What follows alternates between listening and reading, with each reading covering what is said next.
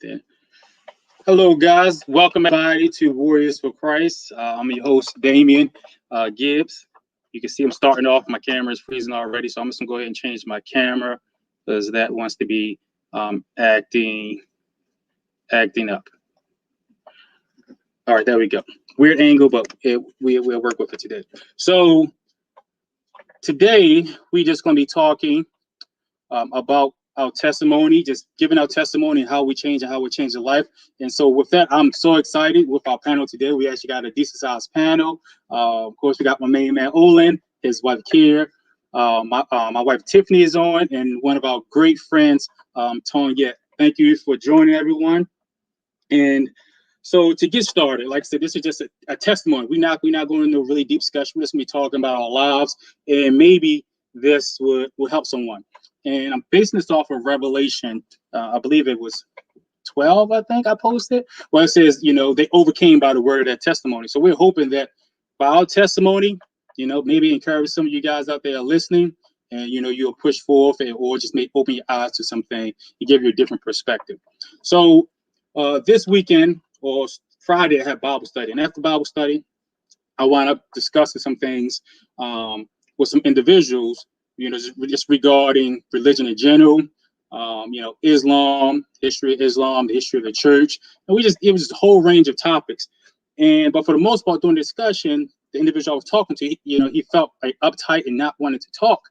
And, finally he just said, I don't feel like I can talk to you because he just kept saying, you're preaching, you're Reverend Damien, or Preacher Damien, something like that he was saying. And he just felt like he couldn't be himself. And, he had the idea that once you get saved, that you're this holier than thou, you can't relate to anybody. We don't know how to talk. We all about that. Yeah. And, and I felt like that's the way the world sees the church. And I'm like, that's not how we should supposed to be represented. And it's important how the church, it is important how the world sees us. They don't define us, but it's important how they see us, because the scripture says that we are ambassadors for Christ.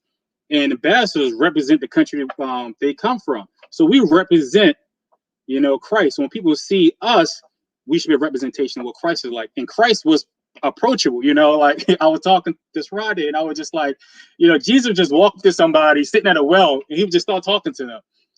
It'd be someone at the, it could be at a inn or something, people drinking. He would just talk to them. He would catch people while they're walking.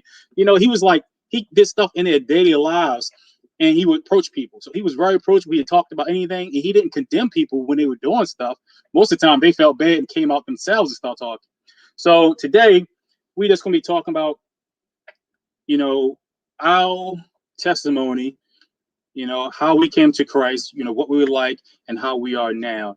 And we're just going to see how it goes. So if you have any questions, for the viewers, I know it's a long intro, but if you have any questions, please, post those, especially if they're for a certain individual. We'll do our best to answer them. So today is testimony day. Who would like to go first? Olin, would you like to go? Okay.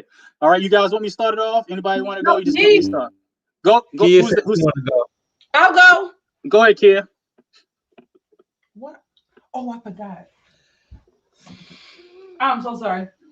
Do you have any questions you want to ask to give me a starting point?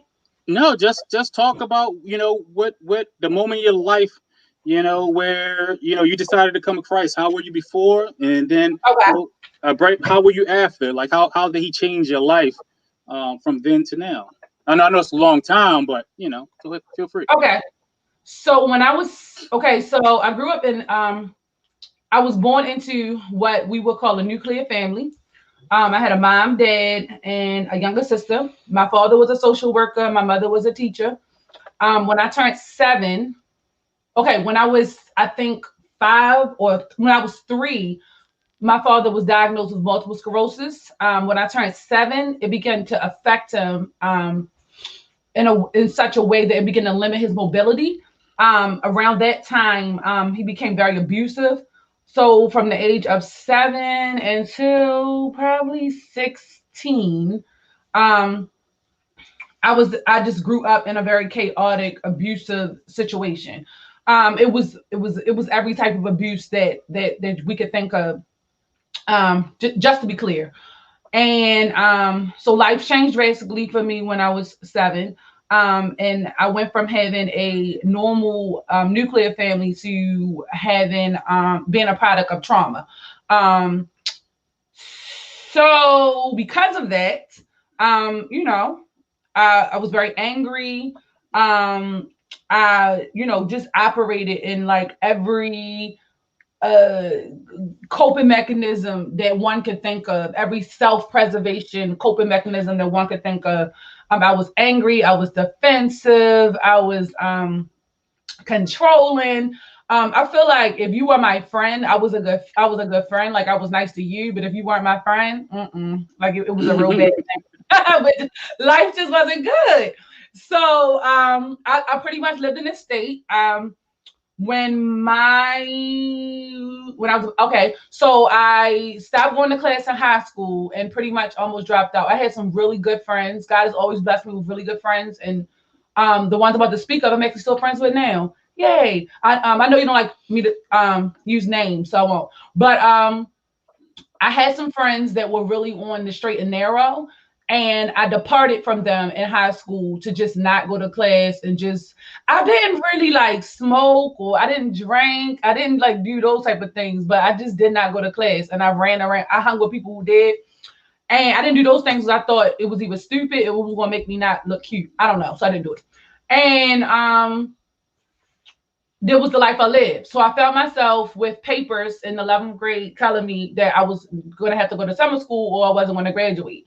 So I told my mother. My mother cried for like the second time ever, and we lived in like hell. So the fact that she cried, that she didn't really cry, and she cried for that, it really opened my eyes because she was literally like, "Where did I go wrong? I have a daughter that is not going to graduate from high school." So I went back to my super fantastic friends who I had departed from for no reason other than they were doing the right thing and I wasn't, and told them my mother cried and I wanted to graduate. And my friend, his initials are BT. And he actually sat down and wrote all of my college applications that it was no way I was going to get into, but he still wrote them. And they all like really like, no, seriously, like they That's rallied awesome, though. around and made sure I went to class, taught me how to be a good student the last quarter of 11th grade. And I went to my guidance counselor and told my guidance counselor I wanted to go to college because BT had convinced me I can go to college. And the guidance counselor laughed at me and said, "Oh, you can't go to nobody's college. Like you'll be lucky if you get into trade school, but because you're ambitious, I'll change your course history for the last semester and I'll like let you take like Spanish 1. And if you pass it, I promise I'll pass you for the year." And I was like, I mean, all right, I'll That's take a good it. deal. And then That's a good deal. I think around right before that, my teacher, Tatiana Love, I had to shout her out. Like maybe like a day before, the day that I got the letter that I took to my mother. I guess she got the letter that said that I wasn't gonna graduate, and she like found me out in the hallway cooking class. I had not been to school, in her class. It was an English class. I had not been there all year, and she said, "If you come and take this particular test, I'll pass you for the year." And I was like, "All right, Miss Love, I wasn't gonna take that test. I wasn't thinking about that test." She found me and like yoked me up, not really touched me, but like black mother got me into her class after school. Yeah. Like, no, you're gonna take this test. And if you pass it, I'm gonna pass you for the year. But I was naturally smart. So I blazed the test. I told my friend that I was in her class with, like, let me just do this test real quick because Miss Love asked me to. I like Miss Love. And then we can go on about our business. So I took the test, blazed it, and she passed me for the whole year. So miraculously, I did not have to do summer school.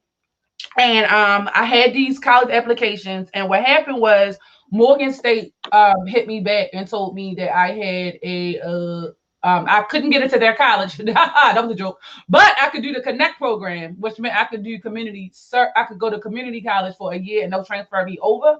So I told my mother, it was back when Clinton was president and they had just gave her some stimulus check. And she was like, listen, she was like, I'm gonna put my last dollar on, I'm gonna take this whole stimulus check and I'm gonna put it on your books and your first your first semester. Don't let me down. So I went, I did that. I had at this particular time, I barely graduated. That's what it was. I graduated my senior year with like a 1 point something average, but I had got all A's that last year because my friends rallied around me and helped me, but my average was so low, I ended up graduating with a D average. And I went to my community college, and I was a really good student, and I got a full scholarship to Morgan. Went to Morgan, got an honors, got in the honors program, and got, that's what it was. It turned into an honor scholarship. So I had a full ride at Morgan. Then my mother got sick, got diagnosed with a terminal illness. And that's how I came to Christ. She like made me take her to church. And it was the pastor was like one of our classmates' mother from like middle school. And I went, and she was like a ball of love. And I was real bad in school. And when I came through the door, she was like, hey, and she didn't remember, or she, didn't seem to remember how bad I was. And I was like, oh no, Jesus real, because I was so bad. And this lady is a ball of love. And from there, my mother got diagnosed with a terminal illness my last year of college. I had to end up buckling down and getting an override and taking like 30, like something like 25, 30 credits a semester. The dean had to sign off on something so that I could take one of my classes that I had taken. I could get the grade in the summer program. I had to go to Coppin and their Connect program that Maryland had, and then take a class at the same time. It was real nuts, all while I was working at the library. And I found Jesus all at the same time. So my mother ended up passing away. And I think, but when I went to the church I told you about, I got introduced to Tanyet, and my husband and my husband's sister, and it was just like their family had adopted me in, and it's been on and popping ever since. I think I was like 21, and I ain't never looked back. Man, that's what's up. Was there like how did it look for you when when that moment that you actually decided to get saved? Not like the person who kind of maybe walked you through the process or introduced you to the person. It wasn't. It wasn't it. It literally was. Okay. I went to. Oh, we're allowed to say church. I know you don't like to say names, but I went to the church. And if you feel comfortable giving names, that's you. I just typically go ahead. Go. What you want to do? So we went to the church. And the pastor was very realistic. Like, she brought Jesus in a real way. And I was very crazy. I was like insanely obsessed with the guy I was dating at the time. This was right before I met Olin. And her messages would be scripture, but she would always use real life examples. And what happened was she started preaching about like women being chasing after guys and having their heart broken over guys. And I remember she said, she was talking about how women cry because the man broke their heart, but she was like, boo boo, you gave it to him. Only Jesus can have your heart. So there I was introduced to a Jesus that still let me dress nice, still let me wear makeup, and a Jesus that I could apply to every aspect of my life, from education, because she was a teacher. So from education to going to the mall, to choosing friends, he just became applicable. So what happened was I started to listen to her, and then I started listening to Joyce Myers and like other people. And then I started getting the book. I took the Bible, started trying to read it for myself. And then during that process, one day I woke up and was like, no, Jesus got to be it. Because it was literally like the woman with the issue of blood. I had literally tried everything that I was willing to try. I wasn't going to do drugs, but I had tried anger. I had tried relationships. I had tried, makeup. I had tried things. I had tried everything that I was willing to try. And Jesus, and there was no answer. I still didn't have any peace. I was still crazy. I was still, traumatized. I was still like in self-preservation role. It just, my mother, I was going through a very tumultuous time. My father at this point was bedridden, and my mother was dying, and I was the power of attorney for both of them. So if Jesus couldn't do it, it would be either I would be in the same hospital, or I would just roll over and die. So it was out of desperation, but it wasn't like something that I was reluctant to do. The way that Jesus was presented to me, it made me feel like this was the answer. And I just never looked back. Like from my friendships, like I became, really good friends with Kiana. She was exponential in my growth during that time. Tanyette, like I'm still friends with most of the people that I joined with. It was people, that really poured into every area of my life there. Like it was like Cam was a mentor to me for teaching. There was no mentor in my life. It was like God literally provided people through Christianity and through Christian relationships to just give me answers that I did not have. So it was just a moment where I was like, no, this is it. And I'm going to take this seriously. So when they began to talk about worshiping and praying, I actually did it and it worked. Like, does that make sense? Like, I'll Yeah, that never makes sense. forget, I saw Kiana like on her face one time and praying, and it was like Tuesday. And I said, "What you doing? Like, it ain't Sunday. We not Yeah. at the altar." And she was like, "I'm praying." And then I said, "Well, shoot, I'm gonna try that." And then just to be able to talk to God anytime you wanted to, have answers. Like I remember, I wouldn't even pray She's out loud. awesome. I'm an intercessor now, but Tanya made me pray out loud. Like she literally realized that I wasn't praying. I was pretending to pray and I would mumble. And she grabbed my hand and was like, "Open your mouth." And then I ended up telling her what my issue was with prayer. And she like walked me through it. Like I'm about to cry. Like, oh, God was so good. People were so awesome.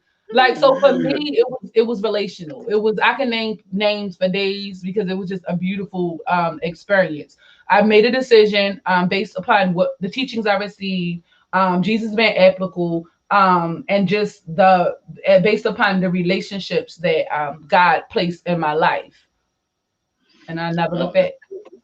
no, that was awesome. Tanya and Kiana are both awesome. I do miss, I see Tanya about every week on a project we're working on, but I do miss Kiana too because she's serious, but she's so funny at the same time. She's a good person.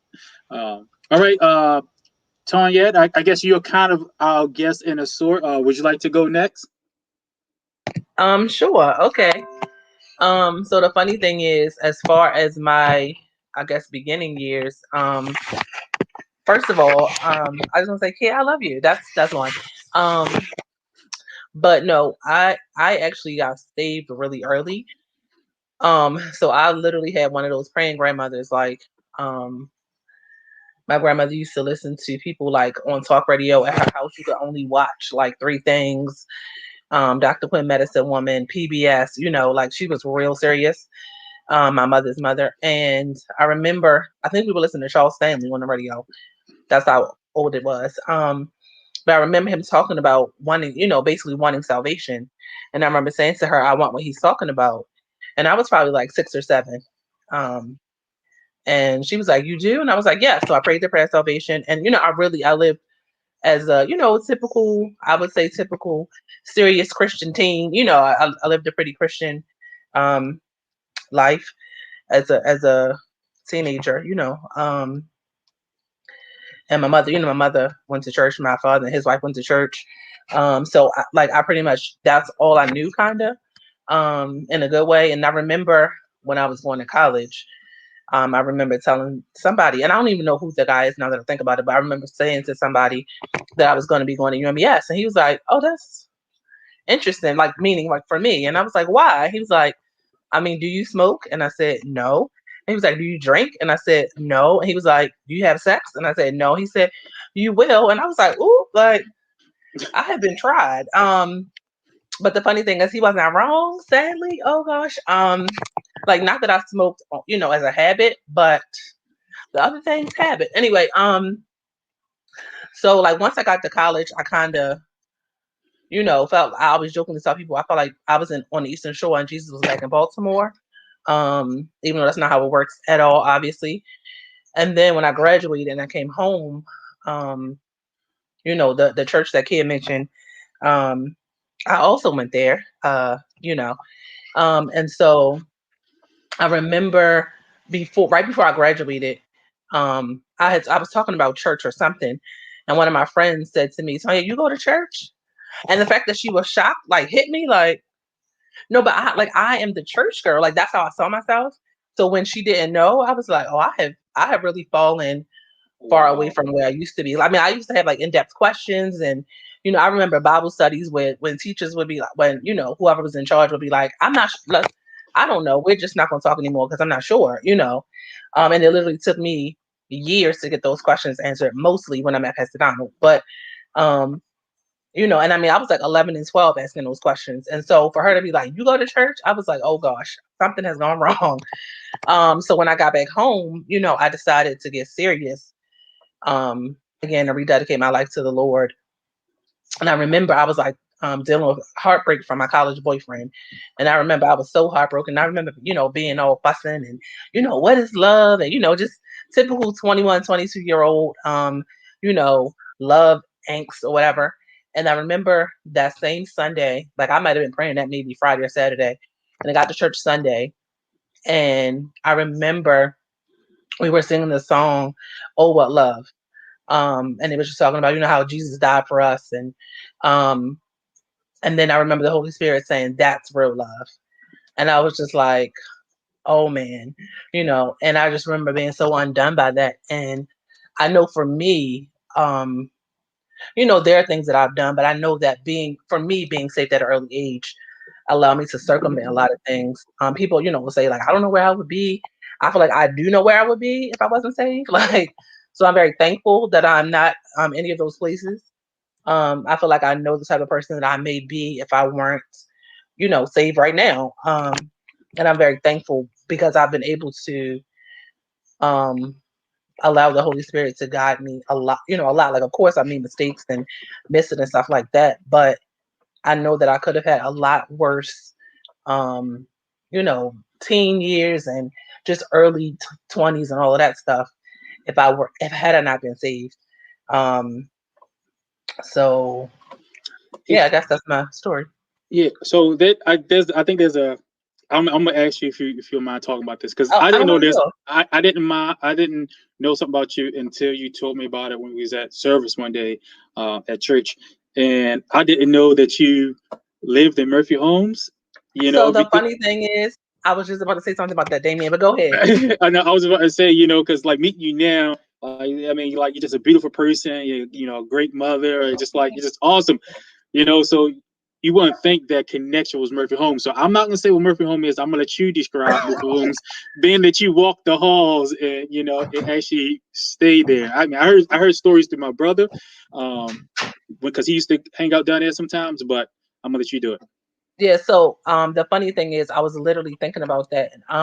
So yeah, Murphy Homes, for those who may not know, was a project in Baltimore City. My mother was still living at home when I was born. She was in her early 20s. She was like 23, I think. So I was actually born in Murphy Homes. She didn't move out until I was about 2. And my grandmother lived there until I was about maybe 14. So, going to visit my grandmother was going back to Murphy Home. So she lived in what they call the low rise, like what people would consider um, like a townhouse kind of. It was like a 2-floor. And then I had aunts who, once they moved out, they just moved to the high rise. So they still lived in Murphy Homes, like literally a block away. So my grandmother's address was like 1008, and then he lived like 900. So for the very maybe like 10 to 12, first 10 to 12 years of my life, I was living in the projects, and then, was always around because we went to visit my grandmother, went to visit my aunt, stuff like that. And it's funny because I'm so thankful because I was able to, what's the word I'm looking for? Get what's the word?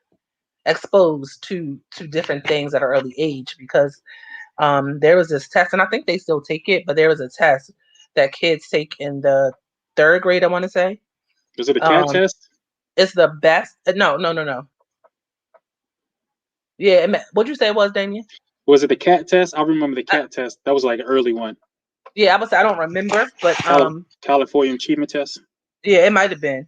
But whatever it was, apparently I scored really high and got a scholarship to a private school. So I started going to private school in 4th grade. And it was funny because literally, so after my mother moved out, we lived in Yale Heights. We lived on Pennsylvania Avenue. Like I always tell people, the block where the Billie Holiday statue was in the block that I lived in. I remember them putting it up. Like I remember when it wasn't there, and I remember when he built it. Um, and so it's like 2 blocks down from Shake and Bake. If that means anything to people who know the area. Yeah, I know. But yeah, so um, it was funny for me because I was living, living in those neighborhoods, going to a private school, and then I remember our apartment caught on fire, so we had to go back to my grandmother's. So I was literally back in Murphy Homes, going to a private school, and it was like all these contrasting experiences. I had friends who were talking about, their horses and all this different stuff, and I was just like, I mostly don't know none of what y'all talking about. They was talking about going to places for spring break, and I was like, who you go places on spring break? Wow, just all these different things, and I'm just thankful because I feel like all of those experiences caused me to be a person that I am now. So I feel like God did that for me so that I wouldn't just um be limited in my thinking. That's what I was trying to say. If describe, like I said, I'm trying to drag you on, No, it's fine. because like I said, I want this to be encouraging for some folks, like, Sure. because some people are living in some different difficult situations right now. So Yeah. describe like Murphy Homes, like the stuff that went on there, and Oh, and yeah. how, and if, God, like how God can take you out of something such as that. So I want them kind of know like what Murphy Home was like. Okay. Well, I'll talk about the high rise building. Because my grandmother's house, like, I know that Tiffany has heard this before, but my grandmother, like, she was like a real Christian. So she had like the full armor of God in her living room. So Naomi didn't play, but like the high rise buildings, for example, or even like the community itself, it was like, it was drugs, it was dirty in the high rise building. It usually smelled like pee in the elevators. Um, you know, um, so I don't know if anybody remembers this, but I remember there was a story of somebody. I can't remember if he got thrown off the balcony or if he fell off the balcony. It was like because they had concrete balconies in the high rise buildings. And I want to say that the guy was thrown off, but it was, it was violence. Um, it was really. What I was about to say it was gonna be mean. Okay, it was really a lot of poverty. Um, I'm trying to think of words that are not like super negative. You know what I mean? But Well, like I said, you can use it because I want people to feel it. yeah, You know but what I mean? it was Understand. So it was very okay. I'll put it like this. I remember when I went to private school, um, and I remember all meeting different people's families and stuff. I remember being shocked at how many people had nuclear families. Like for me and like my family, like my cousins, stuff like that, none of us did. Literally none of us. And so I remember being like, this is amazing to me. And then one of my best friends was a black girl, and I was like, oh, black people have money. Like I would like the idea of it blew my mind because I was like, I've never seen this. It was just such a different experience, like a father and a mother being in the home, or like it was foreign to me, or having like clean streets, you know what I mean, like stuff like that was so foreign. And I remember one of my family members said something about how he was talking about his church at the time. And he was like, but the streets around my church are clean. That can't be the city. And I was like, oh, like you just try the city, but it's the truth. You know what I mean? Just dirt and grime and just hopeless, like a feeling of hopelessness. And it can be really hard to overcome that feeling, um, because you don't see anybody around you who is doing what you think you want to do, or doing better or doing more. You know what I mean? Like um there's no need to strive because you feel like nobody's going to be able to. What is Olin laughing about? yeah, I'm I'm sorry. not sure. His wife He's most having his likely. wife. I know. So, yeah, but just a lot of hopelessness, a lot of despair, and a lot of not really even assuming that there's anything more. Like that's a big thing that I noticed. And I will say I feel like a lot of people, um what I'm about to say is good but bad. A lot of people saw me as the, oh yeah, Tonya, you can do it. You got it. But they didn't see that for themselves. And I'll be like, I mean, hey, thank you. But like, I'm not doing nothing special. You know what I mean? Like, so I just feel like in general, Baltimore just has an issue with hopelessness and despair. And not being able to see past where they are. Like, I know tons of people who have lived on the west side and never gone to the east side, or vice versa. You know what I mean? And I was never actually been to the capital. right. And I was just gonna say, sorry, my phone's ringing. I should have known. I was just gonna say, like, Revelation 12:11 is one of my favorite scriptures, and I feel like where it talks about how they overcame by the blood of the Lamb and the word of their testimony. A lot of people don't talk about their testimony enough, because the whole point is, if you talk about it, then somebody else has been through it, somebody else knows where you are, and that helps you overcome as well. So that's and it's an encouragement for us too, because it's like, because you sit back and reflect, like, wow, he took me from Murphy Homes, and now I'm here. I have my own house. I got my car. I got a daughter. You know what I mean? Like, I have all this stuff. Where you like, man, like 25 years ago, I could not imagine that. Like, I lived in a place that had fences around the walls. You know what I mean? Whatever it may be. And I remember talking to someone about Murphy Homes, and they were telling me about, I can't remember the year, but literally, like, I'm not gonna say it came in, but like somebody was really big pretty much took control of the whole Murphy home, like one of their blocks. Yeah. And the police could not get in there. No matter what they wanted to do, they could not get in there. It was not safe for them to go in. I'm just like, man, that is like something off a movie like The Raid or something, where the police can't even get in this block. And I just like, you got children playing around in there. Just like, I just couldn't imagine. So when you told me that, I was just like, that's the point of his testimony. Like, God can literally bring us through anything. Absolutely. So with that, we got not Kia, Tiffany. Oh, any one of you guys want to go? I'll go ahead. You want to go, Ollie? Yeah, I'll go ahead. Oh, you, bro. Again, so I grew up in a nuclear family as well. Shut up. Why your wife coming for you, man? Yeah, he's sitting on the edge of his seat saying, you better give it all. So, this man said he didn't have much of a testimony. Am I going to have a chance to tell it? You can tell it? So I grew up in basically a Christian home. So I would say I got saved early on. I knew how to speak in tongues in the Holy Ghost by like 10 or 11.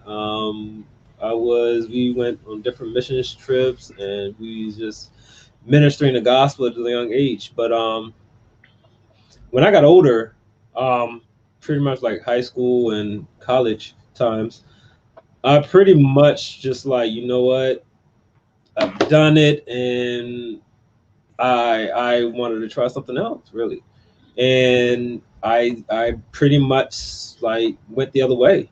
And I was just doing anything, smoking, drinking, doing a lot of stuff.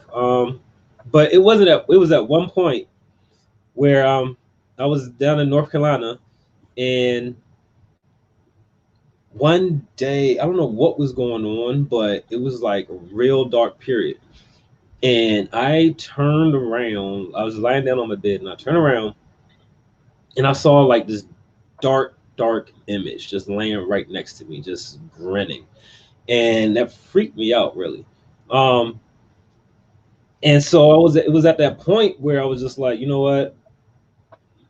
I just started praying right there on the spot. I haven't prayed in, I don't know, years. I was just like, that's not who I am no more. I don't want to be that person anymore. And then as soon as that popped up, it was just like all came back. And I got scared. And it was at that point, I guess, that I started shifting my life back around. Because everything that nothing was working out. I kept finding myself deeper and deeper in different situations. It was really at a low period, and there was nothing. I had no drive. I had no purpose. I didn't have anything. And I was just like, I didn't know what else to do. And I tried everything on my own and just nothing was working. And then and I turned around, I looked, it was just like, it was a dark, something real dark, ugly, grotesque. Yeah, she was on the phone with me at the time. I was praying with you. And that's when the dark thing came. And then you hung up. Yeah, what she said. Because So, but yeah, it almost looked like, yes, you're doing exactly what I want you to be, or you're to turn into exactly what I want you to turn in or do. And it's just like basically away from what God had called me. And then it was just, and that freaked me out. So like, I'm about to give this thing exactly what he wants instead of serving the Lord. That was one incident. And then there was another time, a couple of months after that, I was downtown back in Baltimore. I was downtown. I was down at the block. A couple months. What about half a year or so? It was like a year. Yeah, like a year. You kept so going. Yep. So it was like a year later. I was down at the block. And I was, drinking, had a night out with the guys, and was drinking. I was like real drunk, and I was walking back to my car, and it was like what 1 o'clock at night or in the morning, whatever. And I'm walking up the steps to the garage, and it's like I'm on like pretty much almost the top floor. So like I know I had to drive all the way up to the top, and like there was no more cars. Like there wasn't no cars pretty much above me because I was like on the top. So I'm walking up, right, and I'm stumbling. I'm dropping my keys, dropping my wallet the whole time, and there are these two girls behind me. They giggling, having a fun time, like. And it's like 1 or 2 o'clock in the morning. They was like, just laughing and just all up speed and up spirit. And it was so kind because I kept dropping stuff. And they was just like, here you go. And it was like, here, you drop this. And I'm like, it's 1 o'clock in the block, down at the block. Like, what are y'all two even doing here? Like, that's how I felt. They seemed so out of place at that point in time. And in that moment, it was just like, what are y'all even doing here?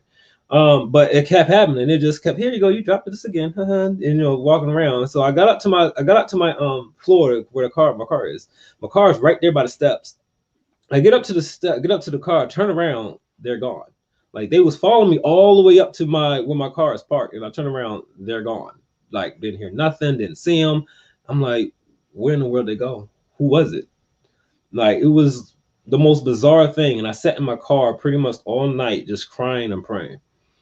I was just like, something's got to give because what I'm doing is not working. Something really had to give, and it had to give in me. And it's just been different episodes after that, where even a little bit before that, where my life could have been taken.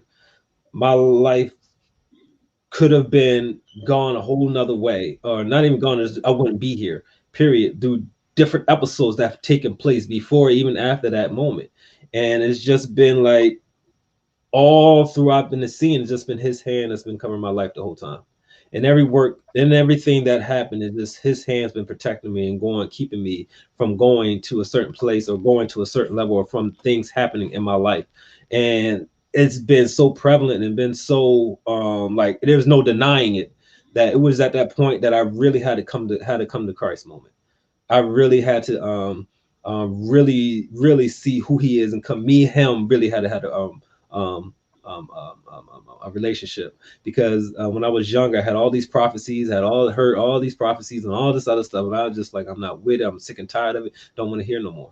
But after seeing and experiencing for myself who he is to me, and the relationship of who he is, and just seeing how real he is to me, I really had to sit down and talk to him about it, and we really had to. I really had to just accept who he was to me in build that relationship. And so that's what really made me turn my life and really take this thing seriously.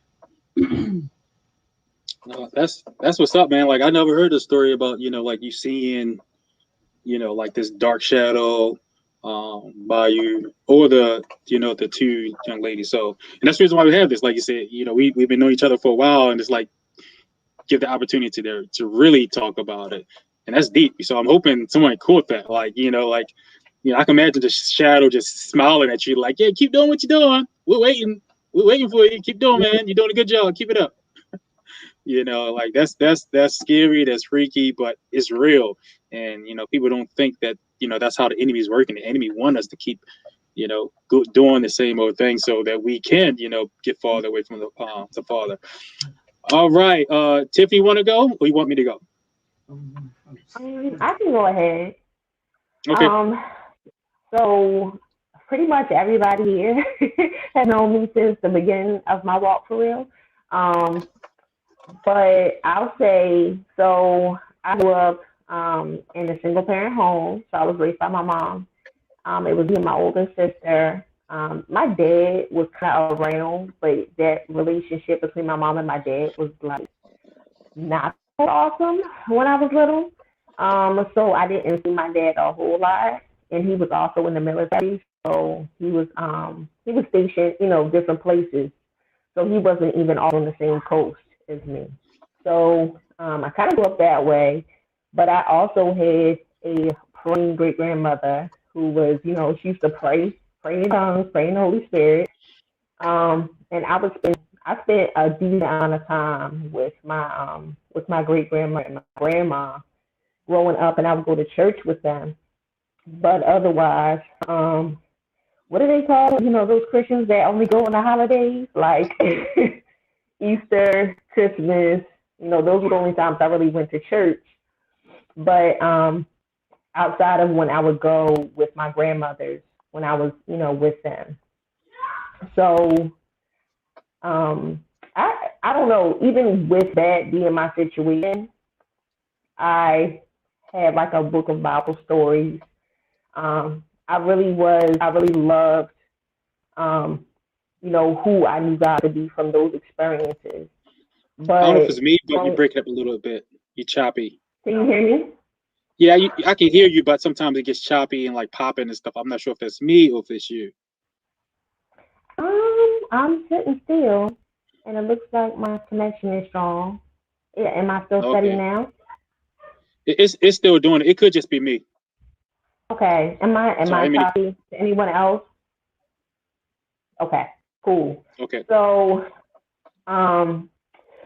basically, kind of, and I also grew up in a more liberal household too. I will note that. So, for me, having gone to church as a kid, spending time with my grandmother quite a bit, and also, reading the Bible for myself. I didn't realize I actually used to read the Bible for myself until I looked back at my old journals. And I was like, oh, I was reading Jeremiah, when I was like 10. So I was actually reading for myself. And I had actually decided when I was a teenager that I wanted to try to wait until marriage to, to be intimate with anyone, which was like so crazy for my household because people were just like, I mean, all right, but, it was just like that, that was weird versus being, I felt like it was perceived as weird versus being something that was necessarily encouraged. And I went to college. I would not say I was an angel at college, but I managed to make it through college with my virginity intact. But then I left college. I graduated from college, got my first serious boyfriend, and then went back. And from there, I just found myself in a series of my first serious boyfriend. He was cool. I had I had a lot of stuff going on within me. So from there, I found myself just in a cycle of relationships with what kind of off and on relationship with someone else, and that one was it was very toxic for me. And then just found myself in situations where I had never intended myself to be in. I really wasn't a person. I never smoked. I drank socially, but I found myself in a situation where I was going down a path where I never desired to go. I saw myself, I never, so a few things is I never, having grown up in a single parent home, I didn't desire that for any potential kids that I would have. So I wanted the nuclear family, even though I hadn't really necessarily seen it. I wanted it for myself because I felt like, well, that situation seems a little bit more ideal. Um, and so I found myself going down a path where it wasn't going to lead me to that goal. So, I was going out to the club, you know, having a good old time, and I will never forget. I was in the club one day, and it was almost like God took the scales off my eyes. I saw what was really happening in the club, and it ruined it for me. I was so mad. Like I was looking around, and I swear, like it was almost like an orgy going on around me. I was so mad. I'm looking around, and I did not want anybody to touch me. It was not fun anymore. Then I tried to go to the club after that and could not have a good time. So that pretty much ended that for me. Meanwhile, I was working at the university and I connected with someone and we were just talking, we just started having lunch. Coincidentally, we also shared the same name, Tiffany. And so we would have lunch and she was just talking to me about her and just, she was like, well, you seem like you already pretty much there. Like, what's holding you back? And I was just like, but I don't know if I'm ready to give up this life. Like the life I was living was so awesome. But I was like, I don't know. Like for me, if I was gonna make that kind of commitment to God, I wanted to keep it. So I didn't want to be like, okay, now I'm saved, but I'm still, tipping off and sleeping with a boyfriend. You know what I'm saying? Like I wanted to really do it because I knew what the word said. So she was just like, so my church is having this healing weekend. You should come through. I was like, all right. So I was still messing around, doing my thing. And the Lord basically scared my little self into the church. So I found myself there on, I think it was during the Sunday service. And basically I went in there and heard what I had been waiting to hear for the longest. I heard the truth, and it was like no chasers, no filter. I was just like, oh no, this is what's out because it wasn't. I feel like the churches I had gone to before. Hold on, just a second. that's the boy in the background. He karate chopping something.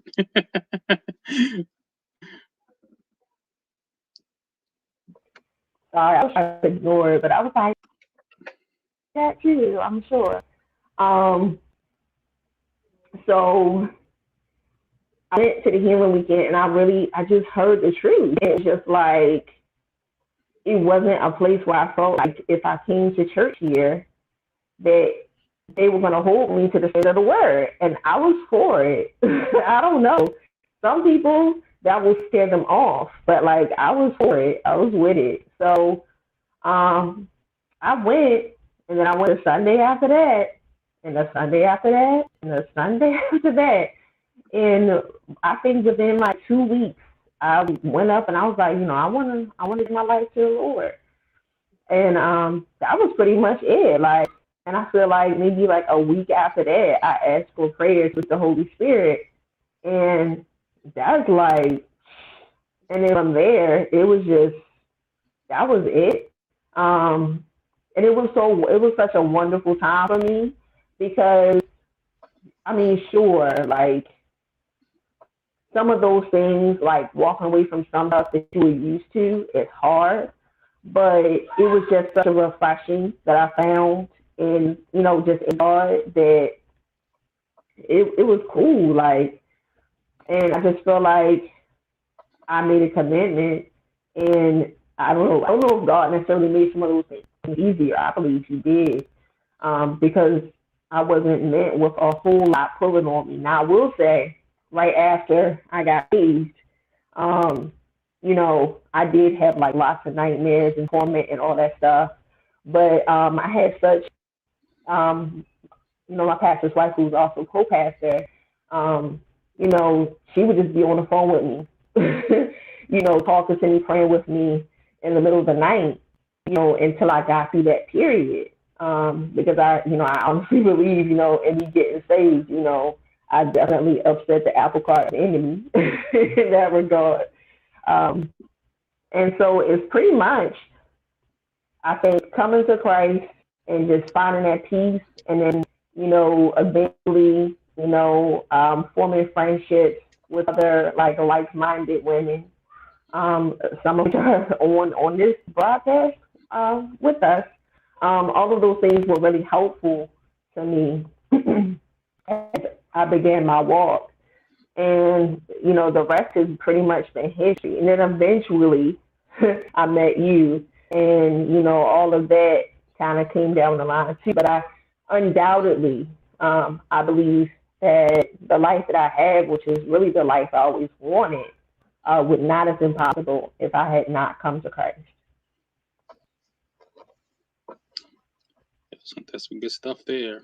Yeah, of course, I heard that story a lot, but it never gets old because, like I said, it's just amazing how God just gathers all of us from different parts of the world, different dimensions of life, and brings us together and just have us prepared, to do work for His kingdom. So good job, babe. So for me, I would say, I was very lucky. I think me and my brothers were very lucky. We had great parents who were supportive of us and was there for us, through the thick and thin. And I was also lucky because I was the last one. So my brothers, I would say they got the worst of it of growing up. But by the time I came around, to me, life was simple. I'm not gonna say that that we didn't have our struggles with finances. Like my parents were not the richest, but they were always there for us, no matter what. Like we had a big family, nucleus family, and then we had our cousins. We had everybody was there for the most part. When you think of a family, everybody was supportive of one another. But for a long time, I did kind of feel like the oddball of the family. I used to think family members used to call me names and stuff like that, pick on me. And so I just felt odd for a very long time. And for a very long time, I also wanted to be like my brothers, because my brothers, they were cool. Everybody, respected them, in different parts of life. And, as much as I tried to hang out with them, I was so young. They were just like, no, tell me to go somewhere else. I wasn't old enough to actually hang out with them. I tried to be like them, that never worked out. I never fit that mold. But I did have a good group of friends in our neighborhood. Like I say, it wasn't the best neighborhood, but I did meet some great people during that time. And it was probably, it could have been 30 or more of us, like always together, always doing something. So, I had the typical childhood, growing up, playing in the neighborhood and so forth. My parents, they took us places when they could. We went on road trips and, all that good stuff. But as we got older and times began to change, my brothers started to get into certain activities, and it wasn't long before I started participating in those activities. So it was probably around 16. Yeah, I think I was 16. What was I? I think I was 16. I don't know. It was somewhere around that age. I started, selling drugs and selling weed, and a lot of my family probably won't know this. Smoking and drinking a lot. I mean, it was so bad. I was drinking so much that I used to go to school with hangovers, and I would sleep all day in class. I would just go to class and I would just sleep. And the people were like, "What's wrong with you?" I'm like, "Oh, I'm just not feeling well." And this would be like day in and day out. And I started working. I got a job, and even though I was working, I had people hustling for me on the street. So it was always good. Like, I mean, I was making a decent amount of money because no matter what, I never came up short because I was working. But I had people that was older than me out there, on the corners doing all the work, and I would just sit around, drink, and watch them, do what they had to do. And then it was this one moment that we came to in my life, and like to this day, I still remember that somebody came up short on their end of the money, and then people was working for me was like, "We got to do something about this," and I was like, "Man, I can't be a chump and back down and not do nothing about this." So I didn't get my hands dirty, but I had the people take take this individual in a house, and I literally watched them, beat this guy with sticks and stuff inside the house. And to this moment, to this day, I was just like, man, how did I get to this point? It was always about smoking and drinking. Now, now I'm having somebody beat, an abandoned house. Like, how did I get to this? I always just wondered. I'm like, man, how much more is this going to how much more is this going to require of me living this life? I thought it was just about, just making money, having fun, buying what you want, doing what you want. And, that always stuck with me. But I stayed in it. I stayed in that life, for a lot longer. Because like I said, the money was good. I'm working. I got money coming in from like all different types of places. And then there was this one moment I was like, I had enough. And I was going to buy me, I think I was going to buy me, I think it was a key of weed or marijuana or a pound. I can't remember. It was going to be a substantial amount for me being 16. That was going to start something off. And I remember meeting this guy in the alley. We met in somebody's backyard. They had chairs, and we sat down and talked about it. I had the money, everything. I like I said, I can't remember if I paid him. I think I did pay him. I paid him the money and everything. And then after that, I went to celebrate. I went and got me Jack Daniel was my favorite thing to drink. So I went and got me like 2 pints of Jack Daniel to myself. And, I punished those things. And then I just found myself walking down this road. And I still remember it to this day. I'm walking down this road, walking down the street. It's pitch black. Like for some reason, the whole block, the whole 2 blocks didn't have no lights. All the lights out were out in the street. People were still out, but the block was just dark. And I was walking down it, and then I bumped into one of my friends, and he knew I was hammered, and he said to me, a drunken man, can I enter into heaven? And me, my family, we grew up in the church, so when I was like, for some reason, even though I did all this stuff, even though I was drinking, smoking, all that, I still thought I was going to heaven. But when he said those words about a drunken man can't go to heaven, he started ministering to me, and then I started going to church with him. And I got saved not too long after that. And the person who I had a girlfriend and everything, I just stopped talking to her. I just like literally just stopped talking to her. And I always wondered like what she thought like when I did that. But I just stopped talking to her. The guy who I arranged to buy the drugs from, or the marijuana from, I just stopped talking to him. Everybody in that whole life, I just left them alone, like, and just didn't communicate with them anymore. And eventually the Lord, gave me strength, and I started going back to the neighborhood and started ministering to everyone. And then, I pretty much remained serious in the Lord all the way up until I graduated from high school and I went to college. And then in college, I was pretty good. And then eventually just being in college, I start playing ball, like you start experiencing new things. So, I got into partying, with the basketball team and a whole bunch of other people. And then I kind of fell out, from the Lord from there. I still have my beliefs. There were some things that still hold me, I still couldn't just bring myself to do, but I was still out there.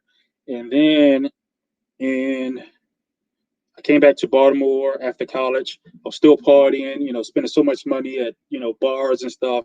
And then I had an incident where I got sick, and, I pulled through. I didn't think I was going to make it through this occasion, but I did. And then from that moment on, I was like, man, that could have been the end of me right there.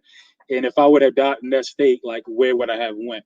So from that moment on, I got my life in order, stayed on track, and I met my wife. And today, here I am.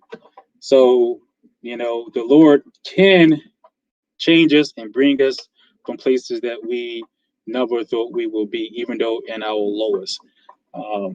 So anybody else want to share before we close up?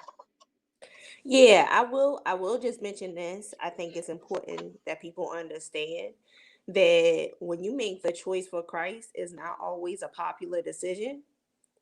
And I think that is something that can be hard for people to understand, because they'd be like, wait, like getting saved is supposed to be like a good thing. And it is. It's a wonderful thing.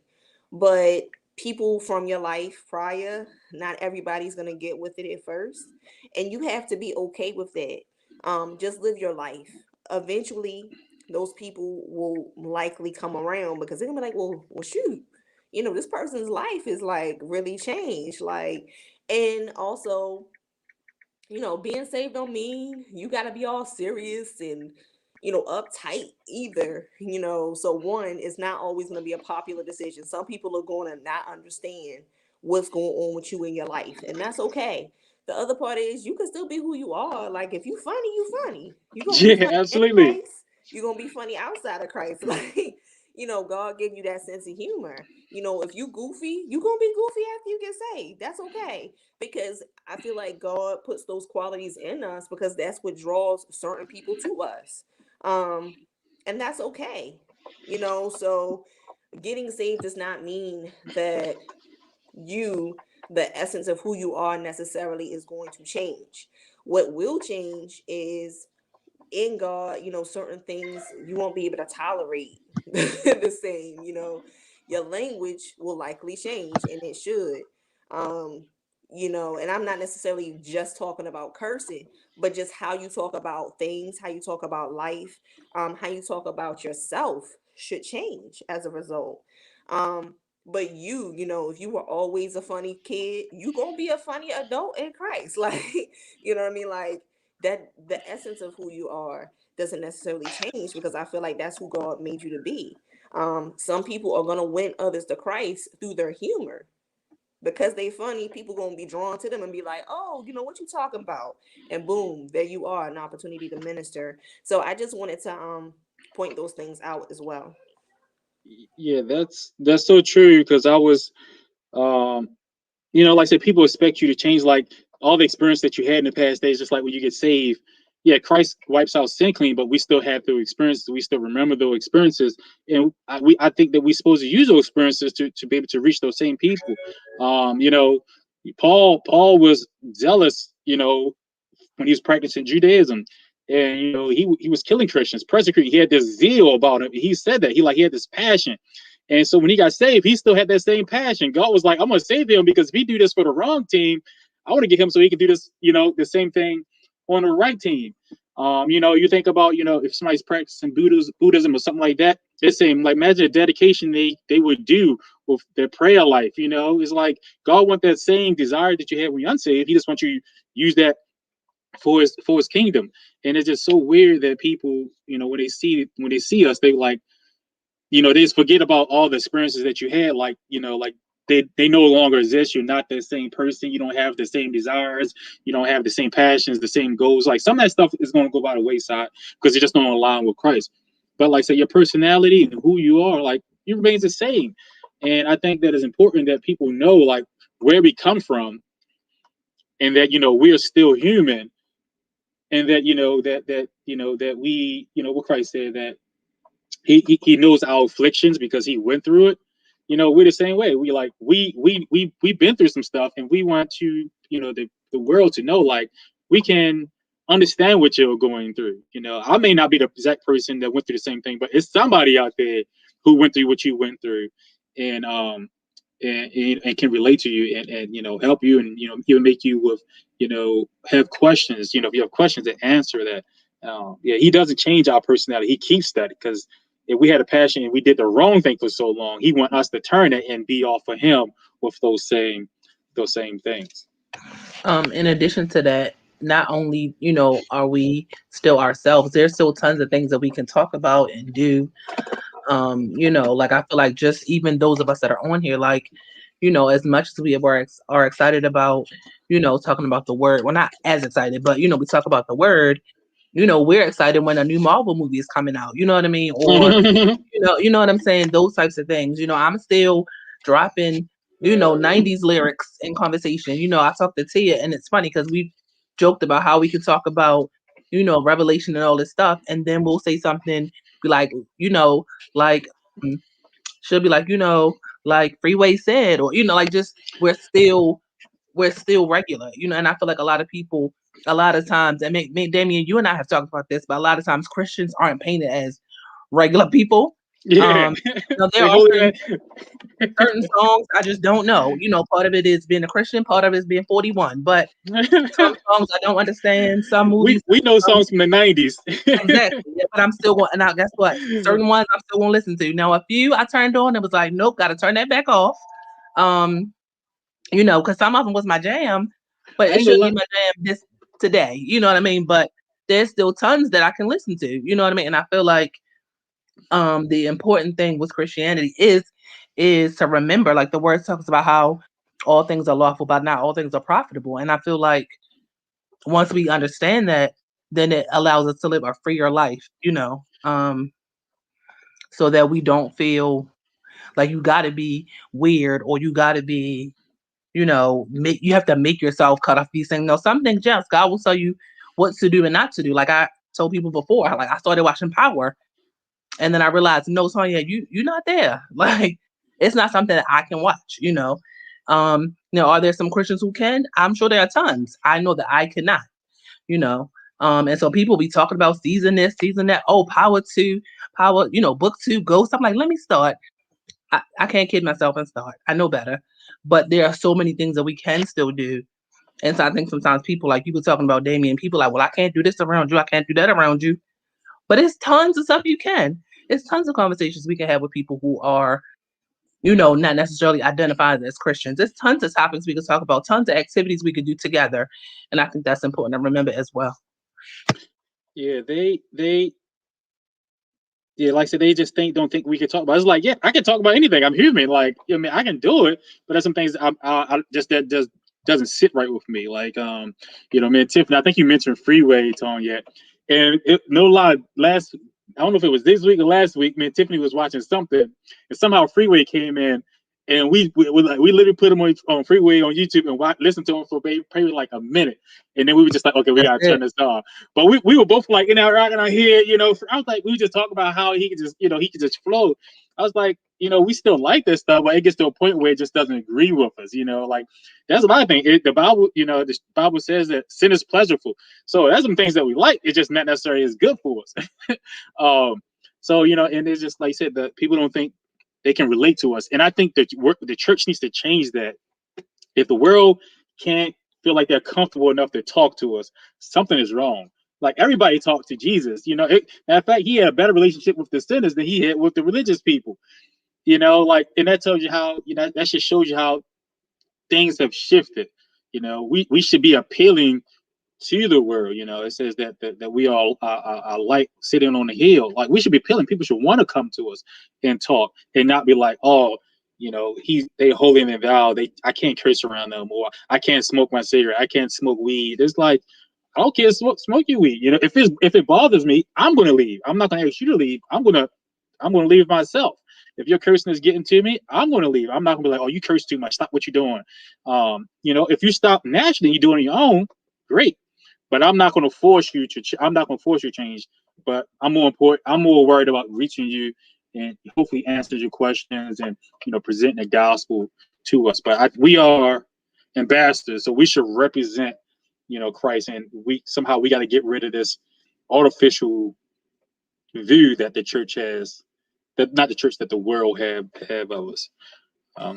I have one more thing to add to Damien, and then I'm a hush. But the other part of it is just because a person is Christian and they're saved and they're trying to live this lifestyle to the best of their ability, that does not mean that they have been perfected necessarily just yet. So that means that just like we're still human, like you were saying, like I feel like sometimes people set people on a pedestal, and that's not necessarily fair either, because people are still human. Like people still have bad days.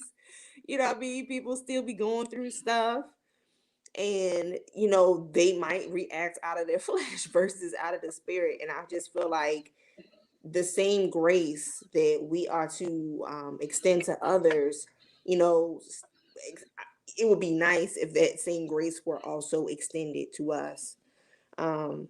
Because Christian does not equal perfect yet. It is a process of being made like he who is perfect. You know what I mean? Like it's a process. Now, yes, we are ambassadors, right? But like also we are still human too. So just that balance as well, because I think it's also unfair that sometimes people are placed on a pedestal as well. And it's like if they do anything that's like outside of expectation, people are like, oh my goodness, is this person really saved? Is this person really, yeah, the person's still saved, but they might need your grace on today. You know what I'm saying? Like, Well, yeah, I definitely think that's one thing I do like about the world. It's like because the world will put you in check. Like after you, like Tanya said, like you said something that was like, Tanya, you go to church or you saved. Like that's a good thing. Like because they have this expectation of what we're supposed to be like. Sometimes it's right, sometimes it's wrong because they are unsaved. But I do think the world is right because they see you be like, ain't church go or aren't you a believer? Why are you out here doing that? And that's a realization. That's a check to us. So sometimes I do think that's good. I agree with you, Tiff. I just wanted to add that the world don't hold back sometimes. oh yeah, to give that balance. Oh yeah, because yeah, that's humbling too when somebody like, oh, you saved? What? Like how am I living that you that you don't know? Oh my goodness. Yeah. All right. Anybody got any else some closing statements before we go?